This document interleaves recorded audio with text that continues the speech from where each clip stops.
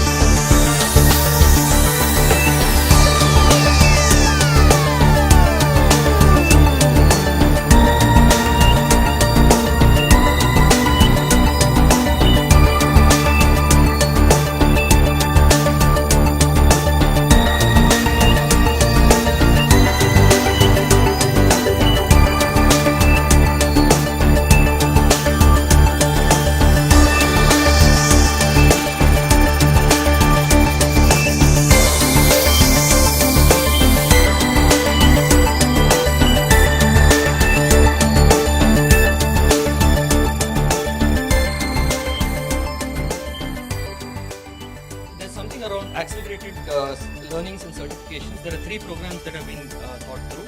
The first one is around startup HR. So that's around helping entrepreneurs becoming more proficient in people management and HRD skills. This would be a 2 to 3 day program. Fundamentals of business for HR, which would be close to 4 or 5 day program. The design is underway.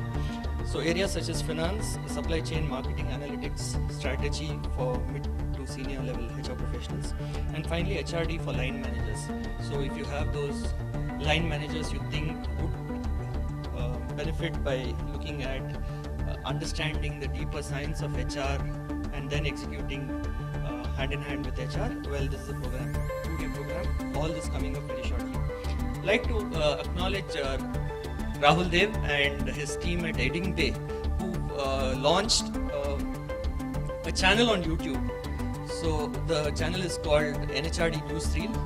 The branding is pretty much underway, it's done. You have 50 videos there.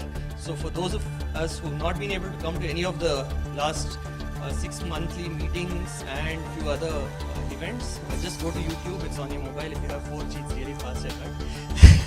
So you have all the videos there, it's crisply edited, very nice music and so on. So a round of applause to Rahul and his team to help us out. I'm leading the delegate acquisition team and our role, as you can imagine, is to reach out to audiences across the country and in fact in some cases international as well. We're hoping to be able to bring in people from Singapore and Dubai. You have several people in the HR fraternity based here, based there as well.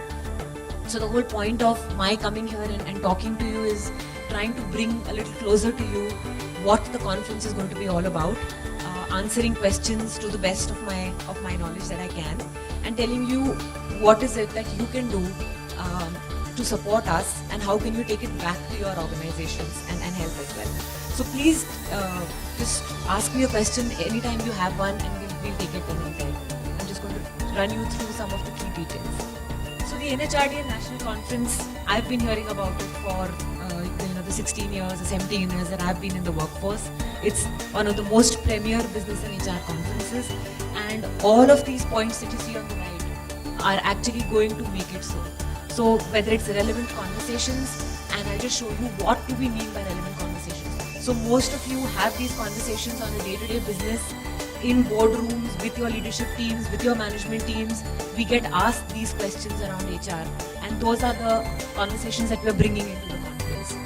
Quality of speakers, we have a fabulous list of speakers. You have the details in your brochures, but what we've tried to ensure, again to give you a brief snapshot, is how do you bring in speakers across the country? How do you bring thought leaders in, both in the HR and in the business space? We started off by targeting at least 2 international speakers. We now have 5. We are looking at people, influential people in the ministry. So you have people like Suresh Prabhu and Smriti Irani who will be coming in to either inaugurate or to do the valedictory. We have people like Kalpana Morparia. We have Chanda Kochar. You have D. Shiv Kumar. All of these are business leaders who are also giving their time to be able to come in and interact with the audience there. Engaging sessions, I talked to you about that. I'll tell you a little bit more. Some of you may have already been part of some tweet chats that recently happened. So we are already starting that before. I don't know if you're aware, but there is also an app. So if you don't want to take the time to go online on your computers, if you have an Android phone or an iPhone, there is an NHRDN app that's available, which immediately gives you details that you may want in little pieces about what's happening in the conference. And we regularly update that as well. Let me take the pleasure of inviting DR Nagaraj on the stage. As all of you know, DRN is a stalwart, runs his own consulting firm now, and very, very big supporter of NHRD. Has been the past president of NIPM India and NHRD Bangalore chapter. Currently is on our advisory board, on the Bangalore chapter advisory board. So I spoke with him about 10 days back, and I requested him to moderate this session because being very eminent person in this space, what is it that's happening around Make in India and therefore productivity of the workforce, right? So that's going to be the subject. More around innovations that companies have done around their wage agreements. So that helps drive stability on the shop floor. So that's the theme. We have 2 people who've volunteered to talk about it. Let me invite Narasimhan, Senior General Manager from Shobha Developers. When I met him just about 2 months back, he was very passionately talking about the agreement that they recently signed up. A lot of innovative inputs that the agreement has gone through. So we have invited him, and a young HR budding professional as well. So although he claims he's got 25 years of experience, he looks much younger than me. So I'll still call him young. And then we have Suhas. Please come, Suhas. Suhas is again a young veteran. Heads HR for L&T Construction, and they've had several in his career. He's had several experiences, especially relocating factories and still getting the buy-in and the engagement of the workforce is something that they've gone through. So I'm going to pass it on the mic to DRN without much ado, so that they get the maximum time this evening. Thank you. It's a pleasure to meet some of my old friends, especially come for this evening. The topic of collective bargaining industrial relations, as you know, friends, has undergone several changes. Some of us who belong to classical school of thought started somewhere in 60s. I've seen more than 5-6 round of changes in the whole field of industrial relations, and particularly in the field of collective bargaining and agreements. When we started, the biggest challenge was recognition of unions. That itself was not accepted by the management, and government was pressing very, very intensely to see that unions are recognized. Labor are given due recognition, also facilities and wages. And then there are a lot of multiplicity of trade unions. Each political party had its own union, and then there are a lot of local trade unions. Then we had a lot of issues relating to strikes, lockouts, a lot of wage commissions, a lot of definition of wages, living wage, fair wage, so many things, and then cost of living, fairness allowance. It was a nightmare to work somewhere in the 70s and 80s, for many HR leaders have lost their lives in in this field in those days, and there is no exception even now. When you look at Maruti Manesar plant, when one of the finest, our leader, lost his life due to the union struggle. Now, therefore, the whole concept of industrial relations and the concept of collective agreements has been undergoing a lot of changes. While the demands of the employees have been increasing tremendously, I read articles where employees are from Hero, Honda, Hyundai, and Maruti demanding a remuneration of ₹1,00,000 per month. When we were working, ₹1,00,000 were earning for 5 years as personal officers. Today workers want ₹1,00,000 per month as their wages. And managements also have been giving those kinds of increments and increases in their remunerations. But if you look at the overall scenario of industrial relations as well as these collective bargaining agreements, you see a typical system where union puts a demand of 100 demands, and then over a period of time it is reduced to about 25, 30. They pitch up ₹50,000 per month, and then they come down slowly to 48,000, 47,000, then they come down somewhere to 30,000. Management starts with ₹2,000 and goes up to 4,000, 4,800, 4,900, like that. A typical thing which is going on for the last 20, 25 years. Unions also know that, employees also know that, managements also know that.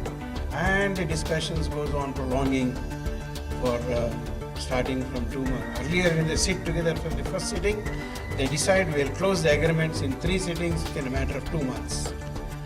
But this extends to 24 months and it will be over 25 sittings, and still the agreements people arrive at, it doesn't give happiness to both the parties. There have been a lot of changes happening.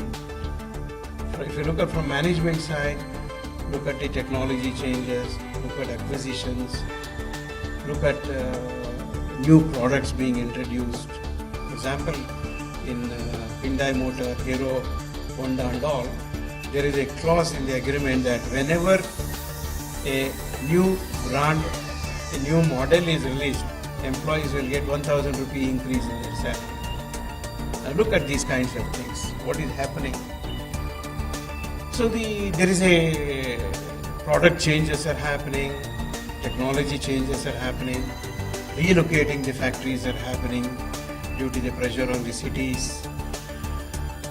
There are new class of employees who are entering the organizations, young, robust and IT facilitated employees who are connected globally through their internets and all. They know what is happening very easily across the globe. So therefore you have pressures in the managements, and you also have pressures on the employees in terms of cost of living increases, in terms of standards of living increases, in terms of health costs increasing, in terms of education cost of the children increasing, in terms of the marriage cost of the children increasing. Marriages used to be performed for about 20,000-30,000 rupees, but today in a place like Delhi, no marriage can take place of a reasonable standard less than 50 lakhs of rupees. So therefore, employees are also looking for these kinds of facilities from the management. So you see the kind of innovative demands coming from the trade unions and innovative ways of tackling these from the managements. I think in the earlier stage, the shortage of trust and confidence was very, very critical. But today I think it is a relationship which is in dire problem. Managements give money. I have been working with several organizations as a consultant now. They offer money, they give a lot of facilities. Employees take that facilities, but they have no emotional connect to the organization. They take the money, they're happy. If they get another job, they simply leave and go away. They want the management only as a purse. They want them to give the money. Managements want these people to give the production. The emotional connect is missing. Therefore, from this perspective, when Make in India concept has emerged, I'm very happy that Bala has thought that why not we look at some of the innovativeness in the agreements. We should bring something new, something fresh. And in HRD, there has been a lot of talk going on, particularly Professor T.V. Rao, who is the Pitamaha, founder member of National HRD. He is very angry that why NHRD is taking up industrial relations related topics. It is the role of NIPM and not that of NHRD. Partly I agree with him, because one of the reasons I started my consulting assignments way back in 1975 was to see that how we bring in a sense of human element in this whole process of management and trade union. Instead of conflict, can we look at more human efforts? Can we show concern to each other? Can we develop that human concept in the line executives and the top management? I think T.V. Rao is right in that perspective, but we are also right because we also would like to see that this perspective is brought into NHRD members. So the whole discussion, friends, will center around that aspect. How do we bring in, lessen the conflict, bring in beautiful relationships, and we bring in beautiful understandings between the management, between the unions, between the workmen. 3 constituencies are very, very tough constituencies. We have reached a stage where we have unions, where management listens to the union, but workers do not listen to the trade union leaders. It's very, very unfortunate. They elect them, but they don't listen to them. It is much more difficult problem than the management to convince the employees by trade union leaders. They are convinced when they sit across, when we explain to them the whole process, financial aspects and technical aspects, they get convinced, but they are unable to carry this message to the workmen. There's another big challenge. How do we bring in, through beautiful communication system, through effective communication system, a kind of relationship in which there should be no disparity, there should be no distrust, there should be commonness in thinking between all the partners who are involved in the whole process. So from that perspective, I request Mr. Narasimhan and Mr. Vas to share how did they perceive this kind of innovativeness, why did they perceive the innovativeness, and what are those innovative factors they are able to bring in their settlements. Each of them have been given 15 minutes time to first make their presentations, and then we'll have a round of discussions. We'll also have Mr. Shekhar, who is an expert here also from industrial relations. He will also share his perspectives during the course of the discussions. Okay? Mr. Narasimhan, over to you. Thank you, Mr. Nagaraj, and thanks NHRD for giving this opportunity to share our experience of innovatives in wage settlement. And I also thank Mr. Bala. When I met him last time in South Cluster, Bangalore, he told that when I tom-tommed that we have done so much of innovative work in the wage agreement, he told that you come here, come to the NHRD Bangalore, I will strip you down. So knowing that you are going to strip me, that I am here, okay, I know Bala that he has put Mr. Nagaraj as a moderator, so he won't allow me to get disturbed. So he will protect me, I believe, with that sense that I'll make my small presentation of 10-15 minutes. Our manufacturing divisions, we have both the unions like CITU and as well as AITUC unions. Both of them are the leftist trade unions and they have the majority members. They are almost about, in each division, one division we have AITUC union and another division is CITU union. Both the brothers, they are partitioned well. In this situation, so as an organization, we don't want to crush the trade union like any other kind of a builders or any other organization that do. Just be embraced, and we don't want any kind of a militancy to creep in. That is the precise reason that we accepted the trade union and we are decided to get into it. When the union had come, some unrest has started, then it's quite important that we have to settle. We have to settle and look for some kind of a long-term agreement with them. In this situation, we wanted to philosophize that entire wage agreement. Here what I mean is the philosophy is it is not that I'm speaking about anything about the socialism or capitalism. That is the philosophy. What we internally, what we discussed is why we have to do an agreement. The why we have to do is more important than what we are doing or how it is. So the why, when we started asking the questions why, then there were some other kind of a questions also it came in. That is, Mr. Dr. Ramcharan, he is famous in his thing that HR per se must go. This is what he is telling. Split it up.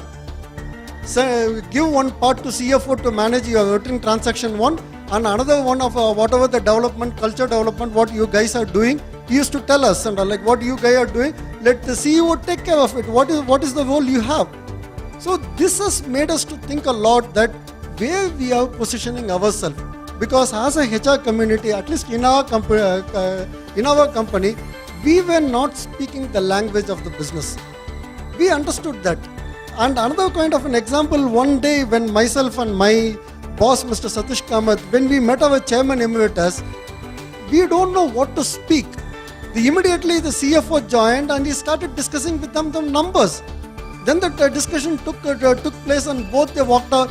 The chairman emeritus walked with the CFO rather than coming along with the HR people. So when we thought that we are lagging in numbers, projecting ourselves with the numbers and speak in terms of concrete terms of business, so we thought that this is the crisis which will help us to drive certain kind of numbers and systems into our wage practices. We thought that when there is a crisis, we can push through our management certain things. Or otherwise, in the normal situations, most of the managements and most of the senior people, they will always resist that why this change is required and why this practices has to be adopted. So we thought that the crisis situation can be made use to bring in certain kind of analytics into the total wage agreement. And then the second idea is we want to keep the entire wage agreement as a workman focused. We don't want to keep it as a management focused. We want to keep it as a workman focused. And the third one is to bring about we want to bring about a psychological contract rather than a legal contract. Legal contract, always the people will pick holes, especially we have a communist, a leftist trade union, they don't know how to pick holes. So that is the reason we thought that let the document be more psychological one, let the people own it up, rather than people making it a legal document and mere renewal of agreements. We don't want to do in that way. Then the fourth one is that we thought about what is income security and what is job security. Because we employ more number of contract workmen, nearly this agreement also is applicable to the contract workmen as well. About 2,000 people of contract workmen, this agreement we have made it applicable. Normally, the trade unions, they will ask for the abolition of the contract labor system, and they want all the contract labor has to be regularized. In that situation, it is imperative on us to see that this to drive home the point that in the dynamic economic scenario, what we are having, in the dynamic economic scenario, this concept of job security is a myth. We made them to understand it's a myth. Don't go behind the job security. Because of the job security we are offering, your wages and other things, if it is get reduced, and you will be working very monotonously and without any involvement, and rather your income security will get suffered. So what we promised and package it to them is, I will give you the income security. Don't demand about anything about the job security. Now we'll request Mr. Suhas, who is the head of the HR from L&T Construction, to share, and I requested him to briefly talk about the innovative aspects. So that will be providing a lot of clarity to all of us. Oh, nobody is responding also. See, topic has been serious, but I am trying to make it as simple as possible. I'll start with a small joke to bring everybody in the lighter mood. So there was a Sardarji, and something was being told to him. Life is full of sorrows. life is full of sorrows. Only happiness sometimes comes and goes. You explain this. So he said, क्या explain करने का है इसमें? Wife तो कभी भी साथ में रहती है. उसकी छोटी बहन जो आती है, कभी आती है और कभी जाती है. My dear friends, this settlement workers get once in 4 years. And when they give their demands, eyebrows go up. What workers sought, and they also have their aspirations. Once in 4 years they get this chance. And once in these 4 years, management also gets a chance to set right certain things which they have not been able to do. So it is a win-win situation which has to come, and settlement has to be seen in that aspect. So there were so many industries in Bangalore. Kirloskar was there, in Malleshwaram, ITC, then your ITI, HMT, and so many other industries. Gaskin Williams. Perhaps so many industries are today neither there nor they are on the map of anywhere. They have relocated. So many things have happened. They have vanished. And ITI, which was employing about 20,000 employees, workers at Krishnajpuram, hardly has a strength of about 2,000. And when a strike used to happen there at those days, immediately there will be conciliation, overnight discussions, panic. But today, if they want to go on strike, immediately they will ask from when you want to go. Because our orders are not there, let us, it is a blessing in disguise. So workers also today are very wise. They don't want to go on strike, but they want to capitalize what best can be done. So L&T is one of the company on the Batrayanpura, New Airport Road, which has survived and stood the test of time. Why other industries collapsed and why this industry has come up and it is still growing? There are reasons that workers as well as management foresee the changes and they adapt to the changes. When the era of globalization and liberalization started, L&T Construction Equipment, at that time known as L&T, it realized that it cannot compete with the world players. So immediately they went for collaboration with Komatsu of Japan. It became L&T Komatsu Limited. So there were ups and downs in every aspect. So the workman's strength has to be brought down. From 700 it came down to around 500. And when people were just breathing, at that time suddenly boom started. And they said from 300 excavators per month, per year, we want about 2,000 excavators. And with this reduced strength, we have to achieve it. So here came the innovation. Some of the things which were either being done inside the factory, they were outsourced to different institutions. Now 2015, situation is changing. Our business is going to change. We are going to for new products. Then we told them that we have to vacate this. 40 years we are here, very lovely place, every nearby neighbors are there. They want to go for lunch nearby. But we said, no, those days are going to be over. So everybody is shaken. Everybody is shaken. They say, my God, why? Then they said, our agreement is coming. You first decide the agreement. Then we'll think of shifting. So it was a catch-22 position. Agreement is closing. We know, everybody knew. So what is such a big thing in that agreement? No, we want 25,000 extra. They wanted to put riders on us. So we said, no, none of this are possible. Normally when the negotiations take place, Mr. Nagaraj is also there, we collect comparative data from other industries and try to present it to them. So it is only just for 2-3 overs on a spinning pitch. Nothing works out. Actually, in final analysis, we have to settle our things. So neighboring industries, all this is all bunkum. Only 2-3 sittings, all this will be there. Then everybody will forget. Don't compare. They want to compare best. We want to compare least. So this is the factual position. So then we said you have to come to very reasonable things. We are not able to match your thing, and you have to talk about shifting first. That's 22 again. Egg or hen first. No, then we said, okay, we'll talk together everything, but we'll not tell outside. We'll tell outside that only negotiations are going on. Said whatever you want to tell outside, tell. But as far as we are concerned, both things will be discussed simultaneously. So they had very big figures in mind. 5 lakhs, 6 lakhs for shifting there. And again about 15,000 in the. This never happened, and L&T is a big group. We cannot give things like that. So many discussions. I was trying to take shelter under the Supreme Court judgments, where how to fix the wages has been decided. Norms have been decided.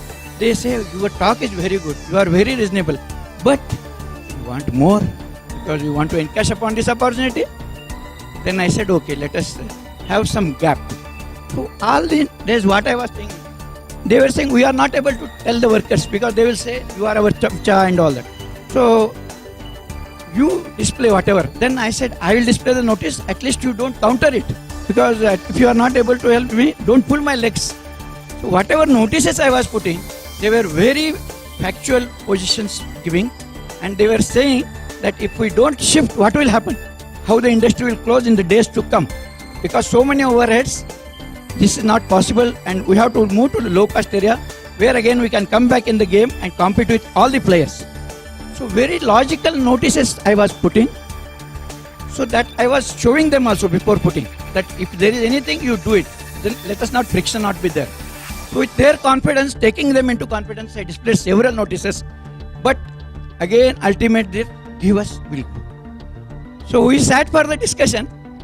So they thought that it is a usual thing, they will ask more and I will try to pacify them. I wanted all the shift people to go. Once the major shift went away, then I said I have got an order of injunction. I will be moving away the material even if you don't cooperate. If you want to come to a new place, come. Otherwise, I'll with police force take it away. So this came to them as a rude shock. What is this? You were so reasonable, so passionate, and what happened suddenly? You want to put gun on our head, and then perhaps head of HR gets muted, and gun was coming on the head. So they said, you want to bargain with us under torture? I said, no torture. All these days you were giving me torture. Now I am just telling you, you be reasonable, we'll conclude. Only 4 of us are here and 4 of you are there. Nobody knows there is injunction order in our hand. So why you want to propagate? Then there was lot of about 45 minutes non-stop firing and exchange of words. I said, let us exchange. You also shout, I also shout. I will also forget, you also forget. So by the time in the evening, they brought their president. I used to make very nice arrangements every day. Sweet, apples, this and all. So nothing was there on that day. He said, Suhas, where all those things have gone? Anyway, even if you give sweets today, we are not in a position to eat. So we'll meet tomorrow morning. So then 3 days went like this. Morning starting, evening starting. What happened? So nothing much happened. Why we have hired you? Why the hell you are there? So management also asked the question. Because they have to twist my hands, otherwise I will not deliver. So this is the last session. I am really finding it difficult to conclude, but I am trying to conclude as early as possible, because Bala says 8:30 is the deadline. So, dear friends, here I brought token police presence. Police came inside. I had given them the copy of injunction order. They were not going anywhere. They were standing near my office, canteen. So people were saying, why police are coming? This fellow is trying to create something. On the 3rd day, I told them, today is the last day for negotiation. Either we negotiate, conclude the agreement, or tomorrow morning I lift. Let bloodbath has to take place. Let it take place. I'm fed up of it. So that day morning, evening negotiation started. When the president went outside, local office bearers were with us. We said, let us, whatever complicated questions are there, we'll finish off before he comes back. So he came back and he said, oh, you have finished all this?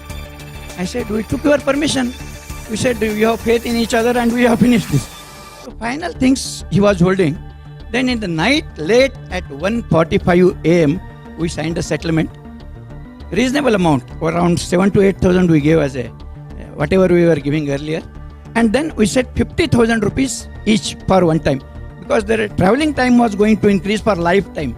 About 3 hours they have to travel every day more. To compensate that, 50,000 one time, and this was a fair and reasonable settlement. That is how now our cost will come down, our profit will go up. There is a slight torture of traveling. So we have also made lot of facilities. We are giving them the transport. I said, you go there, I will give you some dosa and all that, more interesting items. And I meant and I did it. So employees are also happy. We are also happy. And this is a big breakthrough, and a big real estate is going to come up there in the present place. One factory I have already shifted. 2 factories were there inside. Second factory construction is going on. When it goes, again we will come back in the game. Thank you very much for patience hearing. Another factory, Myco, as you know, Bosch, they have also shifted from Adugodi to Bidadi. So these are the two factories, major factories, which they have shifted to Doddaballapur, and Myco has shifted to Bidadi. Well, there is, when you shift, this is what I was telling you earlier. It's a challenge, it's not easy. Without what we call bloodshed, without strike, without lockout, without losing production, without loss of wages, to make this arrangement is not very easy. And we must compliment L&T for achieving this thing.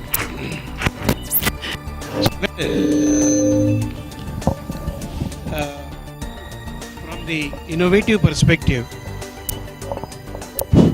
okay.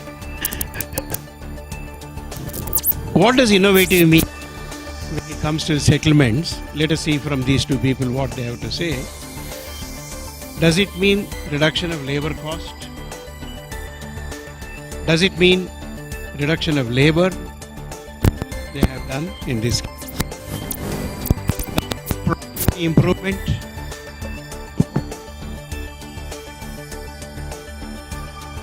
Does it mean avoiding tax issues through innovative labeling of benefits as well as labor force? Today we have different kinds of labor.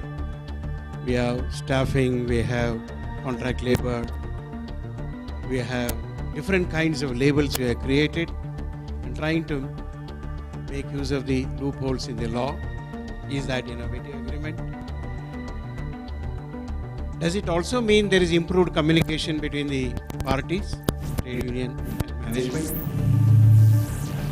Does it also mean reduction and elimination of bad work practices, which many companies try to do? So what is that issue which is very critical for an organization in the context of so much of competition, in the context of cost raising, in the context of increased aspirations of the employees? Meeting these kinds of challenges are not very easy. So I'll ask Mr. Narasimhan, what was your objective? One point which caught my attention when Narasimhan made it was the philosophy through which they tried to achieve the agreement.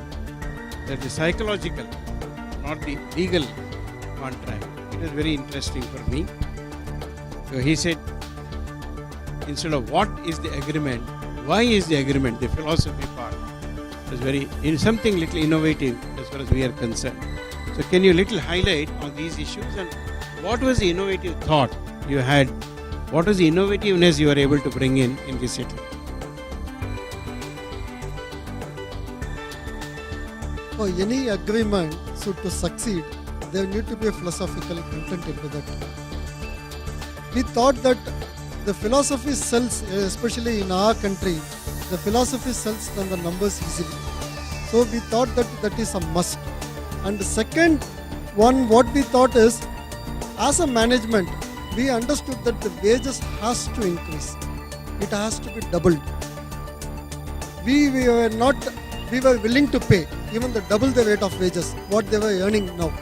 This is our trend has shown that by reducing the cost, the sharing, substantial sharing, it has been given to the workman. When that has been shared to them in 2011, in absolute terms, the gross wages was 16,000 rupees. In 2015, the gross wages is 27,000 rupees. We are the highly paid in the Bommasandra industrial estate for that section and category of people is concerned. Maybe I can even we are far higher paid than whatever the kind of other engineering companies what they are paying in the Bommasandra industrial estate. So when we started dealing with the union, we took the concurrence. We thought that they should psychologically own. We will give you the more wages, but in return you need to give the productivity. when they understood, and then this concept, it has not gone without any pain. In my kind of an understanding, the way we handled our people, the union were willing to reform themselves, but the management was not. We have to go through a hell of a lot of HR. We struggled almost for 1.5 years in bringing a change within the managers rather than bringing a change within the union leaders. The union leaders were reforming. They were reformers. They reformed. They are willing to accept the new ideas when they see that there is going to be a tangible benefit they are going to get. But our managers, who are supposed to be the representative of the management, they don't want to work a little more. They don't want to work innovatively. They don't want to, because 100% of the load every day they have to give it to them, and sign off has to be done in the morning 8 o'clock means it's not a small deal. The entire thing, including the loss of time and the other restrictive practices. The restrictive practices, we always speak about the workman. What is the restrictive practices of the managers? These are all the changes that we could bring. The kind of, when we succeeded, it took about 7 to 8 months of time. When the workmen were asked, they started demanding for the load. Where is my 100%? You're not given. There is a lot of downtime is there. You give me the 100%. The real success saw, and then the labor cost started coming down when the managers started performing, because we have directly linked their services of the what they are supposed to do to give it. The manager's job is to give efficient services to the workman to perform. That we have identified and linked, and we linked that to the salaries. Once we have done, the 100% load has been given in the morning hours, and the conversion happens. There is a sign off in the morning what is being provided with and what is the conversion. There is no issues, and we are not conducting any panchayats in our company nowadays. Have you also increased the salaries of the managers when you increase the salaries of the workers? We did that, but that increase is linked to the services what they give it to the workers. There would have been no resistance perhaps. Yeah, Suhas, can you explain to us 3 major influencing factors for this shifting, which can be a learning for the other HR professionals? What are the 3 major influencing factors which you are able to get this agreement? See, we wanted to unlock the value of place where we are working, and with the reduced production and with the reduced market demand for excavators, we were not really able to afford to work from the present place, and lot of overheads were there. So we wanted to explore the new place where overheads will come down, and there are good facilities when we go to a rural place. People go from rural to urban, but from going from urban to rural is a real challenge. So there we wanted to give a try in the low cost area where we can get low cost. Then we wanted to establish more state of art facility in the new place, so it will be a better quality product than the existing one. Low cost, better quality, and at a affordable cost which will attract more and more customers. Ultimately we all live for growing the business, so we wanted to save on the cost and improve our quality. That is why we went to new place. My feeling is it's not so easy to influence the employees to shift from one place to another place. What attracted them? Is it the 50,000 rupees? Or is it 7,000 rupees? Or is the masala dosa which you gave? What did attract them to go there? Once this wedding ring is put, you don't have any choice. So we had told them that you have to go there only. There is no choice on you. So whatever you ask, we'll negotiate. Whatever you want, good buses, good music buses, dosa is also a part of it.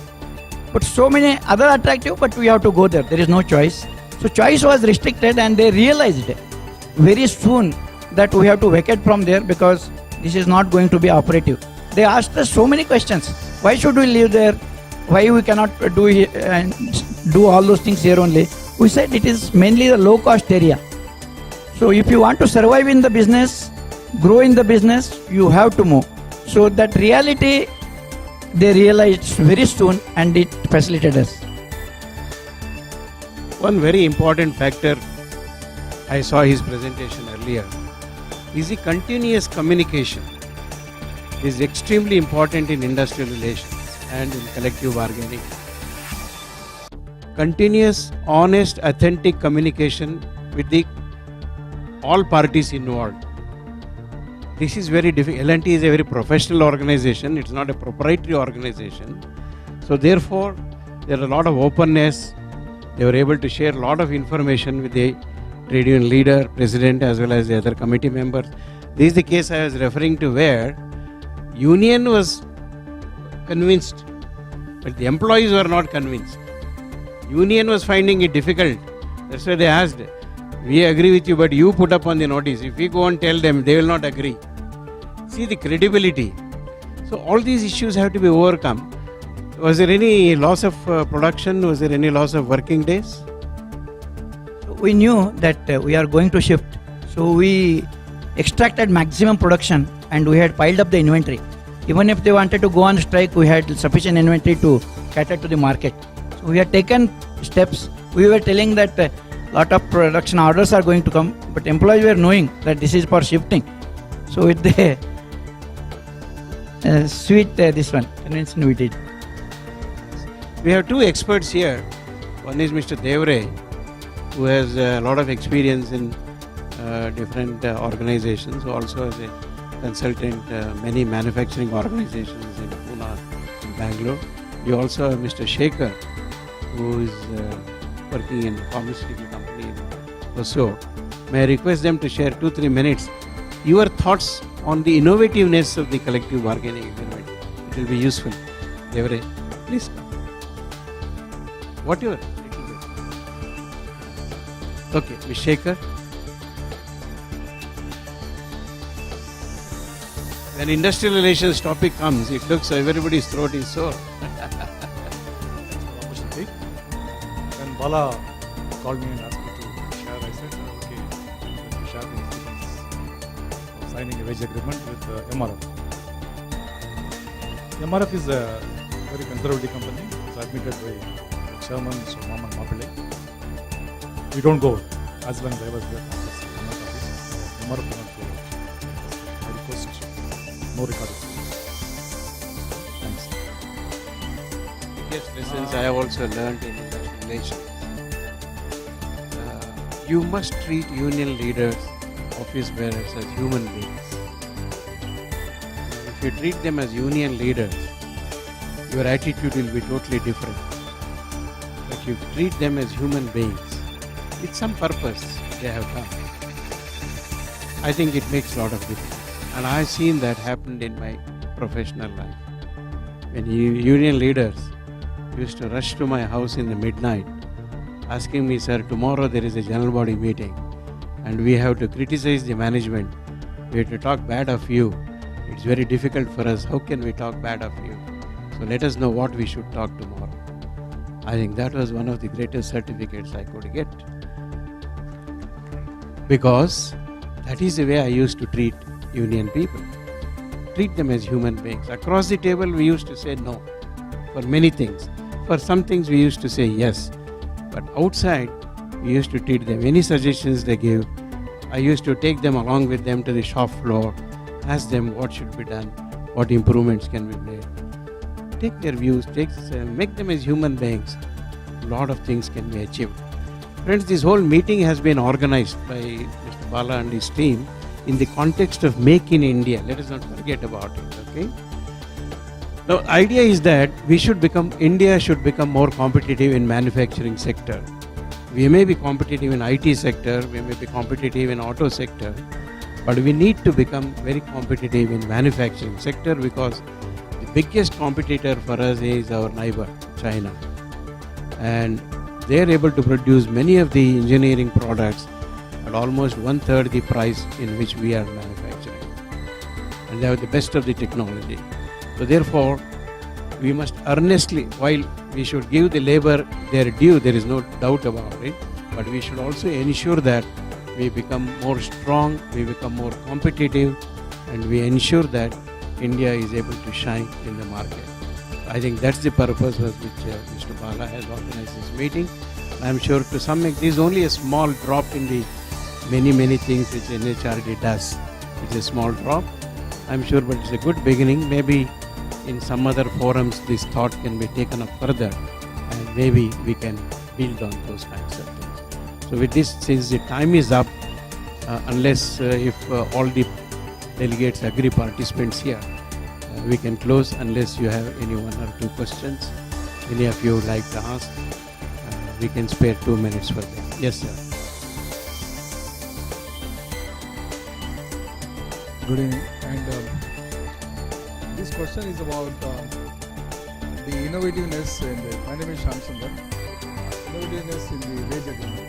Today, I want both the speakers to just brief people. Have they any encountered negotiating any wages with the new type of unions that is coming? For example, we have CIT, we have AITC, INTC and all. New wave unions like Karnataka Rakshana Vedike or say Jai Karnataka. I mean, they have formed a lot of unions, especially I think so. Our friend will be able to tell, especially area Bomsandra and Pina, a huge number of members they have enrolled. So have you come across any of these things? And because they are small militant guys, and one of the things they ask is that, sir, so have they come across this particular thing? And they are asking what is the definition of wages? They're talking what is the definition of wages? According to Gratuity Act it's different, PF Act is different, ES Act is different. ಯಾವ್ದ್ರ ಬಗ್ಗೆ ಮಾತಾಡ್ತಾ ಇದ್ದೀರಾ sir? So any one of you can just answer. Yeah, I'll take you the first question about the definition part. I leave it to Mr. Nagaraj to answer. And this Karnataka Rakshana Vedike and this kind of fringe groups, they are on the fringe level only. It's a psychological threat that they give it on the management. That has to be resisted. It depends that how strong you are, then they will, they get the message. If you are weak and succumb, yes, the negotiation happens in a different tangible level, then that leads to your unfortunate kind of a situation. We do have those kind of a splinter group, but we could successfully marginalize, and we understood that only the issue is if the employees, the union has to be successfully administered, that as a management, we have to recognize their aspirations and we have to give a structured response to them. If that is not made amply clear and the communication is not there, our intent, that the stated intent has to be felt on the ground. If that is not there, obviously the fringe elements will take an advantage of that situation. It's the response is with the management, and they are bound to be there, and we have to handle it.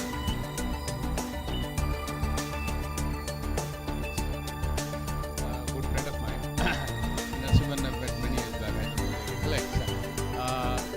A suggestion is that such sessions, you're looking at the topic of collective wage agreement. Wage agreement is a part of the larger matured industrial relations. And that subject is now seen like not much in the classrooms. I think you need to look at it that way. We have a more engaging kind of a discussion. What will happen is that will help people to prop up questions. This is more like a lecture. I know the subject, I was assigned. My only suggestion was that many people, it's an interactive kind of thing, and industrial relations has matured and changed over the last 30, 40 years and will change. IT-enabled industry, it's completely changed. TCS, for example, has a full-fledged person, a friend of mine, heading industrial relations there. So, in that context, not just make in India, but also look at it a little wider. This is a suggestion. And the second aspect was specifically a question related to the audience is that both of you represent the manufacturing side, hardcore where the numbers are more. And innovations in wage agreements are happening not just in these kinds of industries, across the globe, across South Asia. There's a lot of experience. You gave an example, China. I have worked there extensively. the entire political and economic scenario is very different. The cost what you mentioned, I don't necessarily agree with you because it's heavily subsidized.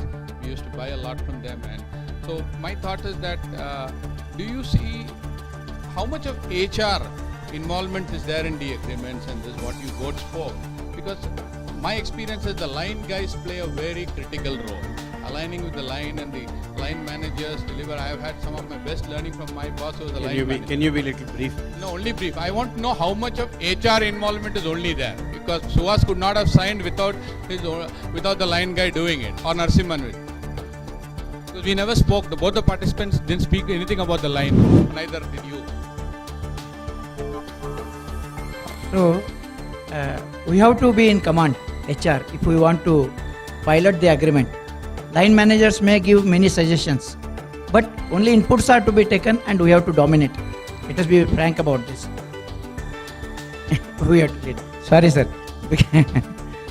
I want to answer Mr. Shyam Sundar's question also incidentally. See, actually, I have taken some clues from TVS Suzuki. All along, they have only one union, that is intact. Nobody is allowed to come inside there. So I also wanted to have same union, AITC, whatever it is.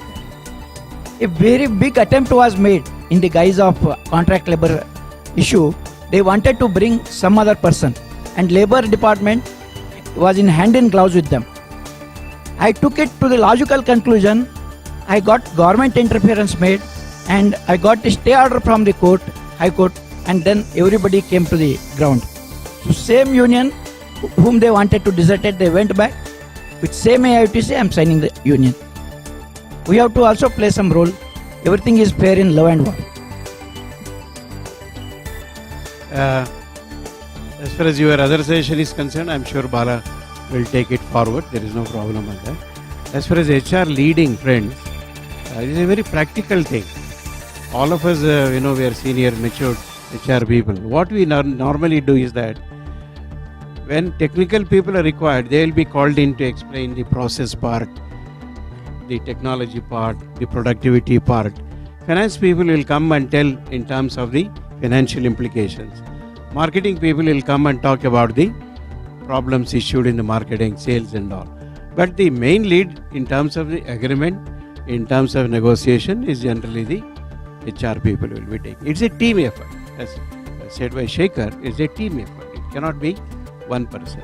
But you're also right, in some cases, HR persons are sidelined, not because they don't want to put HR, but HR people are incompetent many a times to lead these kinds of negotiations. Therefore, they are sidelined.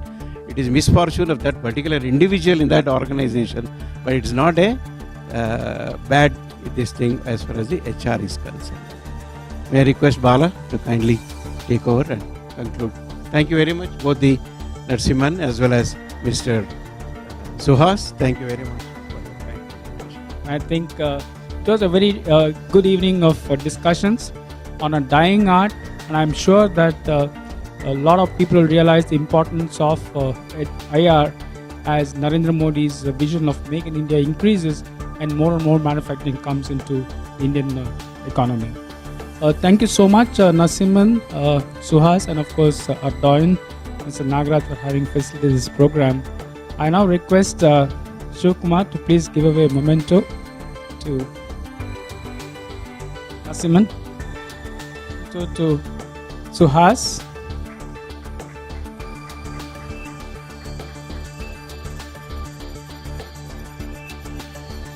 to D.R. Nagraj.